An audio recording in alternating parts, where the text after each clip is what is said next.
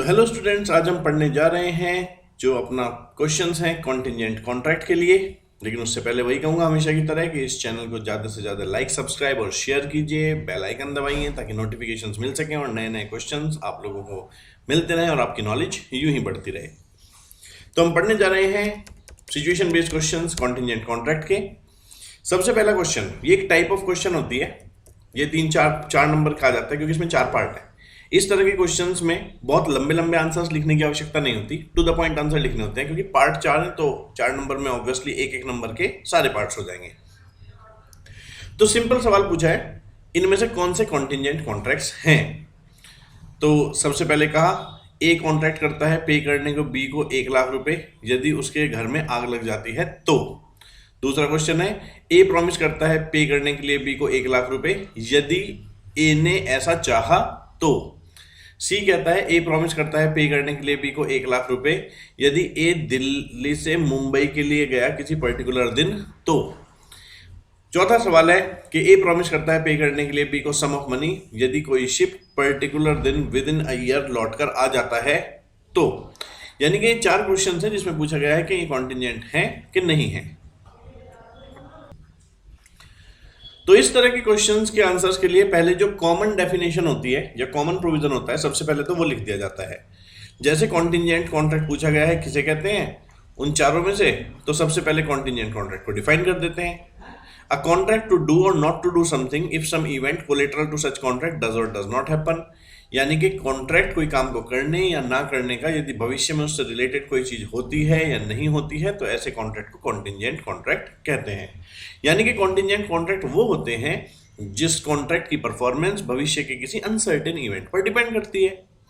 जैसे कि ए पार्ट में ए कॉन्ट्रैक्ट करता है पे करने के लिए बी को 1,00,000 रुपए यदि बी के घर में आग लग जाती है तो ये कॉन्ट्रैक्ट कॉन्टिजेंट कॉन्ट्रैक्ट है क्योंकि यहाँ जो पेमेंट है ए के द्वारा वो डिपेंड करता है बी के हाउस बर्न होने पर, और ऐसा हो भी सकता है नहीं भी हो सकता। इसीलिए ये पहला जो आंसर है वो है कि ये एक कॉन्टिजेंट कॉन्ट्रैक्ट है।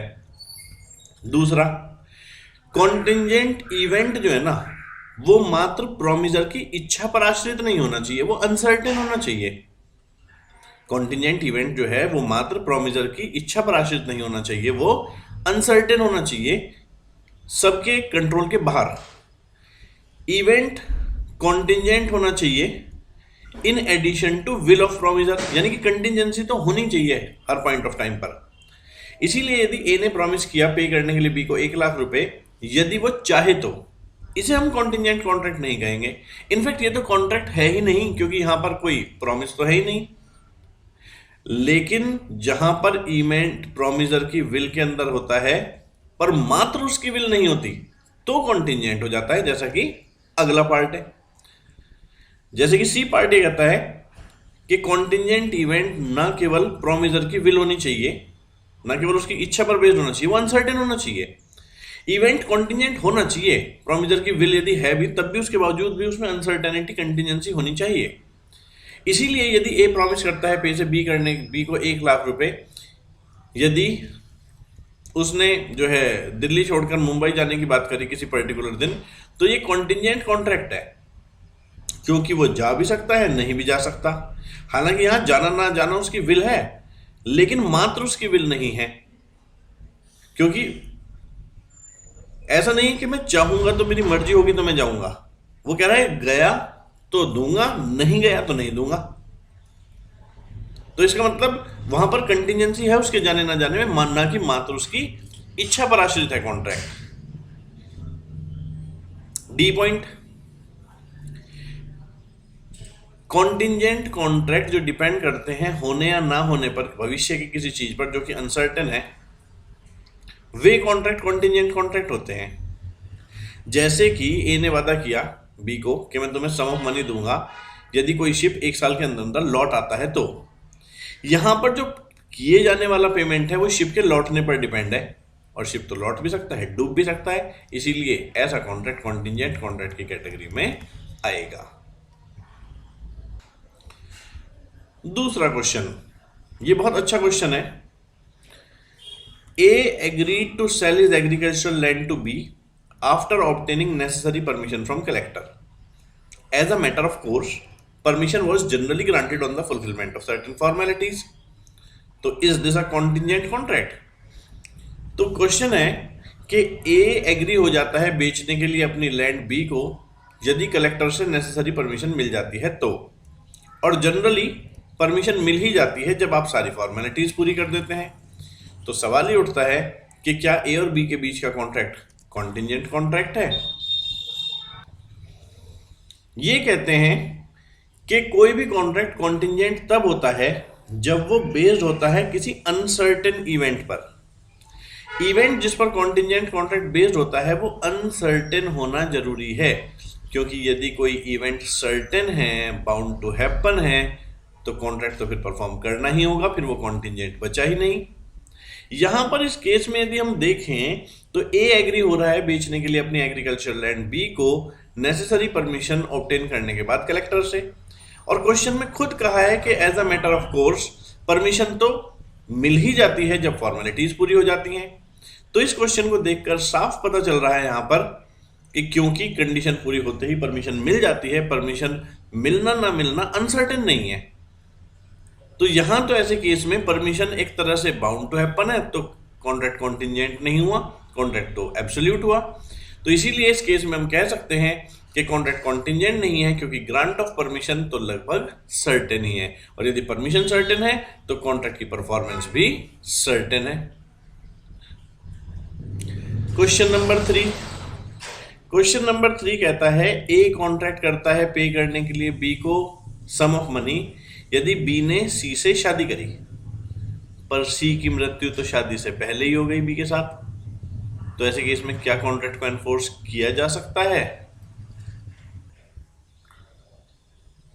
ये कहते हैं कि ये कॉन्ट्रैक्ट तब तक कॉन्टिजेंट था जब तक सी जिंदा थी, क्योंकि वहां परफॉर्मेंस ऑफ कॉन्ट्रैक्ट डिपेंड करता था बी की सी के साथ शादी पर यदि सी की मृत्यु शादी से पहले ही हो गई तो शादी होना इम्पॉसिबल हो गया और ये कॉन्ट्रैक्ट भी वॉइड हो गया।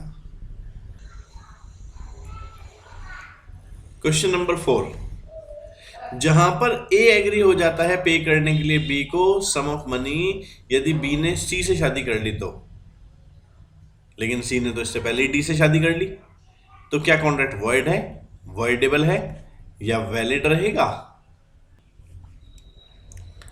आंसर 4। सेक्शन 34 ये कहता है कि यदि कोई कॉन्ट्रैक्ट कॉन्टिजेंट है इस बात पर कि एक व्यक्ति भविष्य में कैसे एक्ट करेगा, तो इवेंट को हम तब इम्पॉसिबल मानते हैं यदि उसने ऐसा कुछ कर दिया कि जो कॉन्ट्रैक्ट में करना था वो इम्पॉसिबल हो जाए एक निश्चित समय के अंदर अंदर, या ऐसा हो सकता है कि अभी भी कुछ कंटिजेंसीज बची हुई हों। इस प्रेजेंट केस में जहां पे ए एग्री हो गया था पे करने के लिए बी को एक सम ऑफ मनी यदि बी ने सी से शादी करी, लेकिन यहां तो सी ने पहले ही डी से शादी कर ली, तो जो एक्ट ऑफ सी है अब एक तरह से उसने बी की सी के साथ शादी को इम्पॉसिबल सा बना दिया है, लेकिन अभी पूरी तरह से इम्पॉसिबिलिटी नहीं है, क्योंकि ऐसा हो सकता है सी और डी का डिवोर्स हो जाए और दोबारा से बी और सी की शादी हो जाए। तो इसीलिए इन सभी फैक्ट को देखने के बाद हम ये कह सकते हैं कि अभी तो कॉन्ट्रैक्ट वैलिड है, क्योंकि एब्सोल्यूट इम्पॉसिबिलिटी तो अभी अराइज हुई ही नहीं है।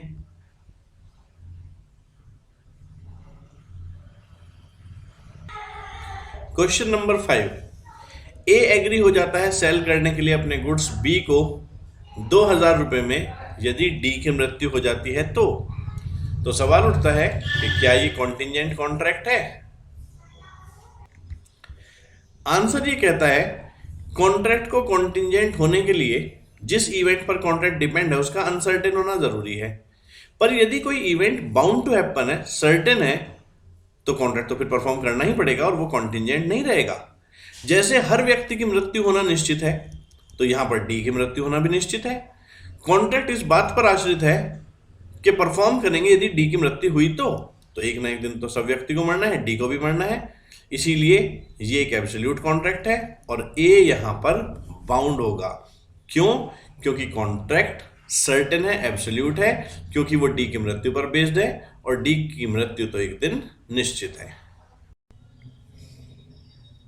क्वेश्चन नंबर 6, ए एग्री हो जाता है सेल करने के लिए अपने गुड्स बी को 2000 रुपए में यदि डी की मृत्यु 1 साल के अंदर अंदर हो जाती है, तो क्या ये कॉन्ट्रैक्ट कॉन्टिंजेंट है?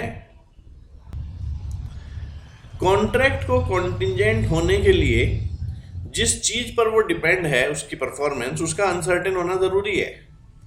जहां पर कोई इवेंट सर्टेन है, बाउंड टू हैपन है, तो फिर कॉन्ट्रैक्ट को परफॉर्म करना होगा और फिर वो कॉन्टिंजेंट नहीं होगा। लेकिन यदि हम इस केस में देखें तो कॉन्ट्रैक्ट यहां पर कॉन्टिंजेंट ही है, क्योंकि यहां पर कॉन्ट्रैक्ट की परफॉर्मेंस डी की मृत्यु पर डिपेंड है 1 साल के अंदर अंदर, और 1 साल के अंदर अंदर तो मृत्यु हो भी सकती है, नहीं भी हो सकती। इसीलिए हम कह सकते हैं कि ये कॉन्ट्रैक्ट कॉन्टिंजेंट है।